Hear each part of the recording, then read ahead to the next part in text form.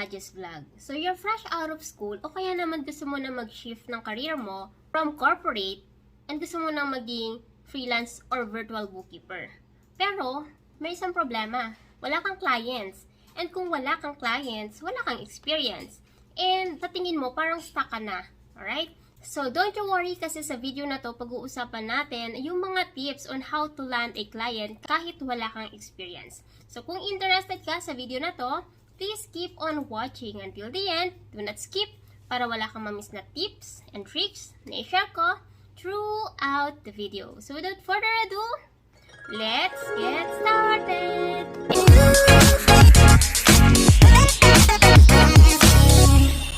Kung bago ka lang sa channel na to, I'm Kaji, virtual assistant, executive assistant, bookkeeper, accountant. So kahit anong work, pinapasok ko, basta't online. Kasi online work is, say it with me, amazing! Sa channel na to, dinidiscuss natin more on online work, tips and tricks, and mga success stories. So kung interested ka sa mga topic na yon, please consider subscribing and don't forget to hit the notification bell para wala kang ma-miss na video na ina-upload ni Kaji every single week.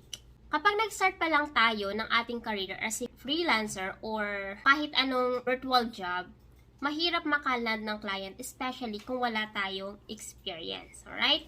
Kung wala tayong experience, yung mga clients natin, pwedeng mag-hesitant na i-hire tayo. If we have the skills and the qualifications, then there are chances pa rin na ma-hire tayo. So ngayon, isa-isahin natin ano-ano pa yung mga dapat natin gawin para makaland tayo ng client kahit wala or meron tayong maliit na experience lang pagdating sa isang niche. Okay? So number 1 is dapat maging creative tayo, especially kung wala tayong experience. Dila na nga tayong experience, hindi pa tayo creative. Pag sinabi ni Kajing creative, dapat maging creative tayo sa paggagawa ng resume natin or ng CV natin. Okay? So, wag na yung parang old-fashioned na resume na kinalakhan natin, no? Maging creative tayo, make sure na nagpo-fall yan sa branding mo.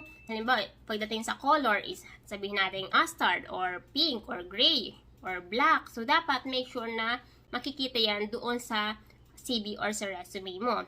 And then, syempre, dapat may mga social accounts ka pagdating sa Facebook, sa Instagram, and syempre sa LinkedIn. Sa LinkedIn, sobrang dami natin makikitang clients dyan.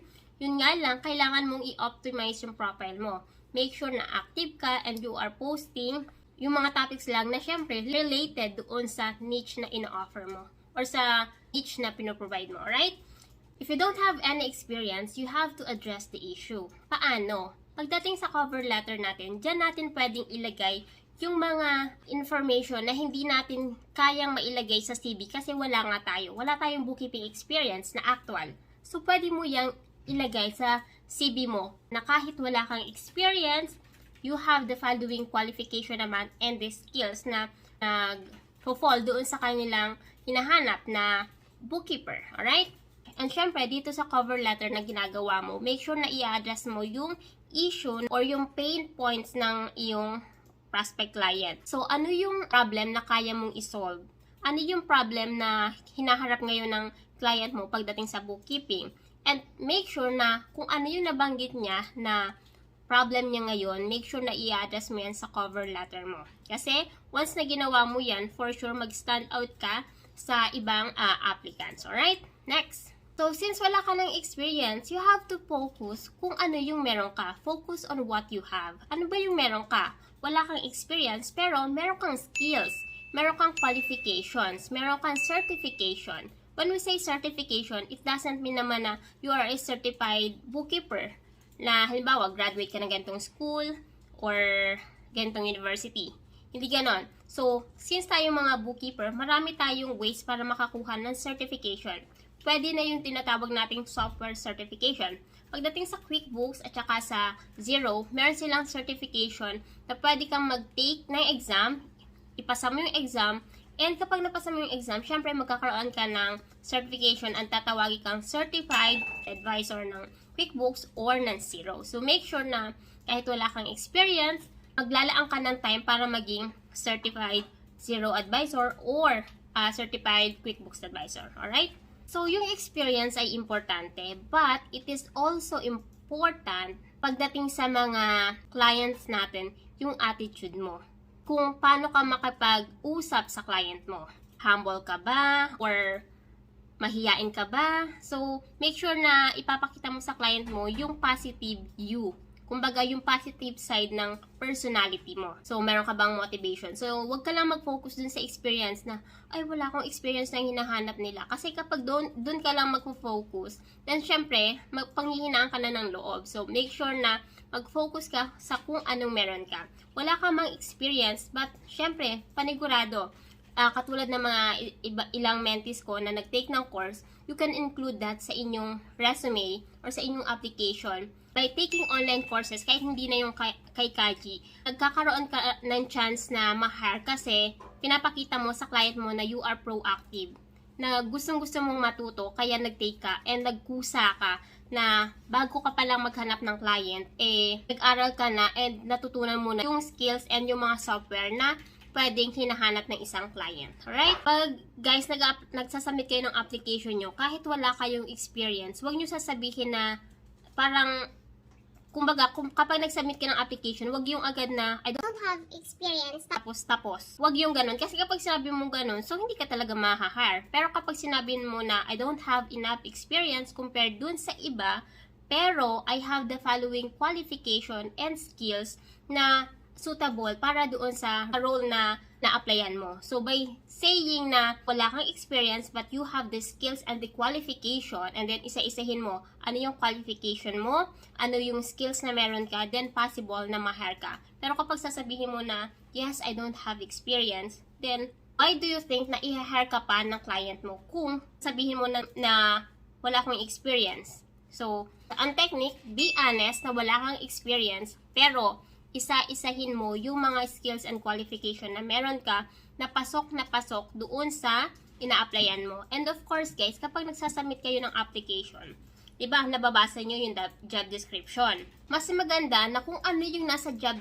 description, yun yung ilalagay mo sa CV mo. So, syempre, halimbawa, nasa CV mo, marunong ka ng bank reconciliation, pero may specific na nabanggit na paano yung bank reconciliation na hinahanap ng client mo. So, make sure na yung buong description na yun, i-edit mo and yun yung ilalagay mo sa resume mo or sa application mo. Hindi lang yung kung ano yung nag-i-exist sa CV mo or sa resume mo, yun na yun. Okay? You have to highlight yung mga specific skills na hinahanap ng client mo. So, by highlighting those skills na hinahanap ng client mo, mas madaling makikita ng client mo na you are a good fit for that position. Alright?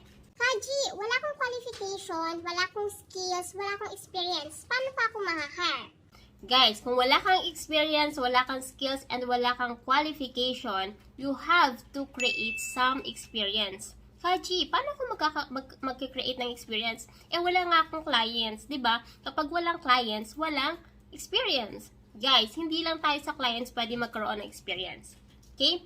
By taking courses na pwede ka maging intern at the end of the course, pwede mo yung enrollan kasi good investment yon. Bakit? Aside sa natuto ka na, meron ka pang magiging actual experience. Alright? Sa course ni Kaji, walang intern, pero sa course mismo, you have the actual cases to work on. So, we have 4 cases na pwede mong gawin, and by doing those cases, pwede mo na yung ilagay sa resume mo or gawin mong portfolio mo. So, kapag nag-enroll ka, makaka-experience ka ng actual bookkeeping from scratch hanggang makapag-prepare ka ng report, and of course, magkakaroon ka ng portfolio kasi pwede mo yung ilagay sa portfolio yan. So guys, maraming paraan para ma-hire tayo. So kahit na wala kang actual experience, maraming way kung paano ka pwedeng ma-hire ng client mo. So don't just focus na wala kang experience, kasi kapag nag-focus ka sa fact na wala kang experience, then possible na mawala ka na ng pag-asa. So, tatamarin ka na mag-send ng application mo sa mga prospect clients mo. So, I just want to share itong screenshot na to. Ito siya sa mga nabiyang ko ng free access sa Xero, and tingnan nyo naman ngayon, more than 5 na yung clients niya, and sabi nga niya, full-time freelancer na daw siya. So, guys, sana marami kayong natutunan sa video na to, and if you want more videos like this, please comment below and just tell me kung ano yung mga gusto nyo pang video na gawan ni Kaji. sa susunod na linggo. Don't forget to share this video kasi kapag ginawa mo, you have the chance to win ang prize na to. So, guys, yeah, please share, like, and subscribe. I'll see you on my next video. Bye!